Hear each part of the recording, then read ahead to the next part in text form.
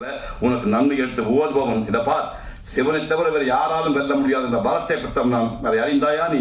வரத்தை பெற்றவன் நடக்கும் தரத்திலே தாழ்ந்து விட்டாய் என்றுதான் உன் சிரத்தை அறுப்பதற்கு 12 கரத்தோடு 6 முகத்தை படைத்திருக்கிறான் பரமன். அதை அறிந்தாயா நீ?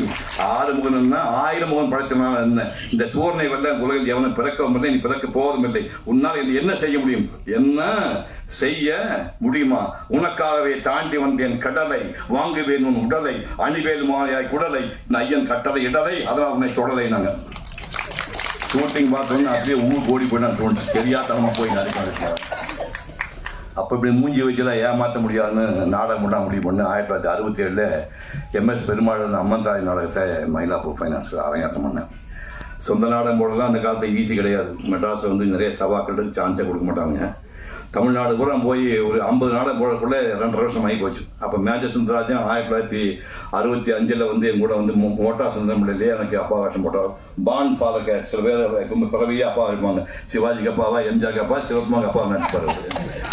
அவரு கூட நடிச்சிருக்காரு. பிறந்துட்டு எனக்கு குழந்தைன்னு கூப்பிடுவார், இருப்பாரு, நீ வந்து வைரமாக்கலாம், உன்னை நீயே பட்டம் திட்ட முடியாது, நீ வா வந்து சேர்ந்துக்கன்னு சொல்லி 1971 போய் சேரும்போது தான் காரைக்குடியான கதை வந்து எனக்கு கிடைச்சது. அது அச்சாணி நாடகம் பண்ணோம்.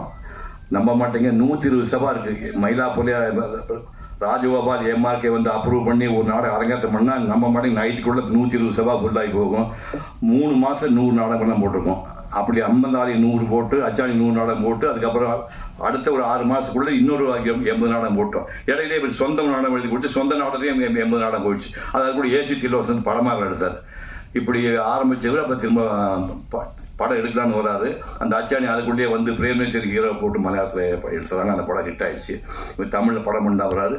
அங்கே எங்கள் காலமாக எப்படி நினச்சிங்க, 4 லட்சம் ரூபா ஒரு படம் இருக்கிறதுக்கு. நான் நடிக்கும்போது ஒரு படம் இருக்கிறது 250 ரூபா. நெகட்டிவ் ரோல் வந்து வெறும் 200 ரூபா, பிளாக் அண்ட் ஒயிட். 4 லட்சம் ரூபா படம் இருக்கலாம். அப்போ அந்த இவருக்கு காலடிக்கலாம் ஏதோ ஒரு ஃபைனான்ஸ் கிடைக்க மாட்டாங்க. செட்டியார் ஏகப்பட்ட ஆள் இருக்கிறாங்கல்ல, ஒரு ஃபைனான்ஸ் பண்ண வந்தேன். சரி நேரம் பாட்டு இளையராஜா அப்போ தான் அந்த அன்னக்கடை முடிஞ்சு 3வது படம்.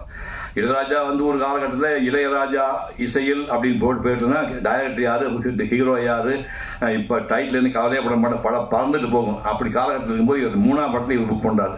போய் சார்ந்தவங்களும் இண்டிவிஜுவல் சந்தையில் போய் பார்த்தா அவர் முனையில் உட்காந்துருக்காரு. அண்ணன் பாஸ்கர் இவங்கெல்லாம் உட்காந்துருக்காங்க. என்ன என் சம்பளம் கேட்டார். இவர் 5000 ரூபா கொடுக்குறாரு முடிவு பண்ணுறாரு. ஒரு 1000 ரூபா சேர்த்து கொடுங்க இளையராஜா கேட்குறாரு. என்ன திடீர்னு இல்லை, பாஸ்கர் இருக்கிறான், அமர் இருக்கிறான், நான் 3 பேர் ஆள் 2 ரூபா எடுத்துக்கலாம். இந்த மாதிரி நினச்சிப்பாங்க. தமிழ்நாட்டை ரூல் பண்ண இசையமைப்பாளர் 2 ரூபா போட்டு கூடியா போகுது. அதுதான் சொல்லிட்டு 6000 ரூபா போட்டு வேண்டாம் ஏடுறதுனா ஏடுற நாட்டு சனிமா சென்டிமெண்டாக 8 கொடுங்க 8 ரூபாய்க்கு வாங்கி. அப்போ ஸ்டுடியோ வசதியெல்லாம் கிடையாது ராஜாவுக்கு. போய் அருணா ஸ்டுடியோவில் போய் ஒரு ஸ்டீரியோ ரெக்கார்ட் பண்ண ஆசைப்பட்டு ஸ்டார்ட் பண்ணால் 6 டேக்கு போயிட்டே இருக்கு. நீங்கள் முடிப்பான்னு தெரியல, ஃபைனான்ஸ் ஓடி போய் இருந்தாலும் அடிக்கிட்டு இருக்கலாம்.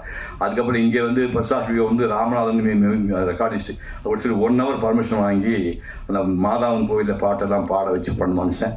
அதுக்கப்புறம் மீனாட்சி குங்குமம் எடுத்தார், அன்பாய் சங்கீதம் எடுத்தார், ஒரு கன்னட படம் எடுத்தார். 4 படத்தில் தவிச்சிட்டார்.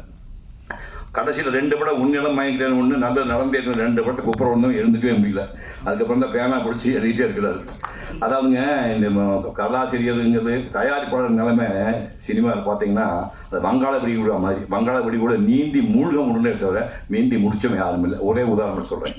1934 ஏவி செட்டியார் படம் இருக்கிறார், கல்கட்டா எடுக்கிறார். 1934 அல்லி அர்ஜுனா, ரச்சனாவளி, நந்தகுமார் 3 படம் இருக்கிறார். 3 படம் சூப்பர் ஃபிளாப். ஏவி செட்டியார் 3 படம் சூப்பர் ஃபிளாப். ஒன்று ஊருக்கு ஓட வேண்டியதே இல்லை. அது ஏன் தப்பா பற்றி ஃபிளாப்பாச்சு கண்டுபிடிச்சி அதுக்கப்புறம் இவரை கரெக்ட் பண்ணி பூகைலாசம் படம் இருக்கிறாரு, சில்ல ஜூபிலி. அடுத்து 1945 அதே நந்தகுமார் அடிச்சிச்சு குட்டி பையன், TR மகாந்தி பெரியவன் ஆயிட்டான்.